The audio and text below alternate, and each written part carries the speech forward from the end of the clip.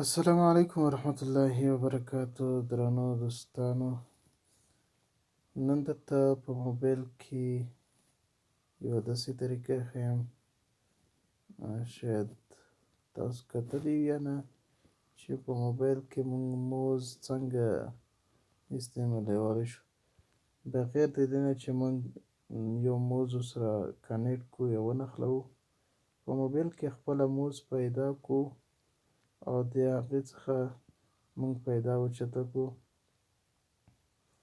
هغه داسې چې مطلب موږ موز پیدا کړو او د موز څخه موږ استفاده وکړو چې موږ ته په ویډیو کې زیات په کار ځي.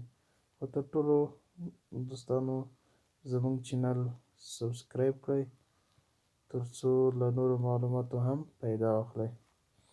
نو راځو ویډیو شروع کوو چې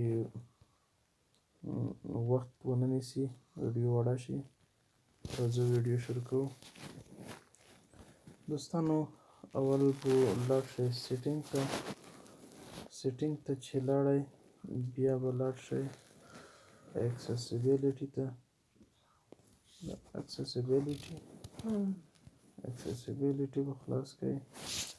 له دې وروسته ډیکسټریټي اینډ انټویشن چې کوم اپشن ده دا اپشن به خلاص کړئ. دلته ګوره د اسسټنټ مینو چې کومه ده ګوره مونږ خلاص ده د اسسټنټ مینو، دا اول بند وي، دا به خلاص کړئ.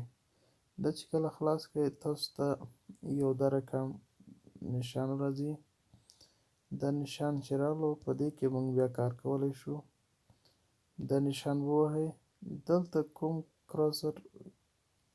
کارسر چې لیکلی ده کارسر باندې مونږ ګوته وهو نو مونږ موز پیدا کیږي. دا ده دلته موز لپاره بیا یو داسې چوکاټ غوندې ده لکه کمپیوټر موز لپاره چې کوم ځای ده هغه باندې مونږ ګوته وهو نو موږ موز چې کومه ده هغه کار کوي.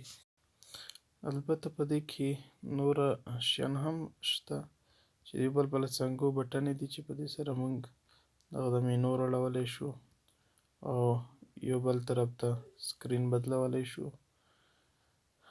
او همدا شی په دې کې ګوره موږ هوم ته تللی شو، ریسنټ اپس راړولی شو او همدا شی نوټیفیکیشن لیدلی شو، سکرین کنټرولولی شو، سکرین شاټ اخیستلی شو. ډېر کارونه بیا په کېږي. هغه کې بیا هم بلا دی وي. راتلونکې ویډیو ملګرو زموږ تاسو دا وي چې په موبایل کې موږ څنګه نعت جوړولی شو او هغه ته کمپیوټري آواز ورکولی شو، هغه ته مکمل لکه اډوبیډیشن کې چې برابریږي همدا شان یې موږ په موبایل کې له هغه هم ښایسته برابر کړو. دا به انشاءالله دا ویډیو زه ډېر لنډ وخت کې درته جوړه کړم. مننه. زموږ چینل سبسکرایب کړئ او له نورو دوستانو سره یې هم شریک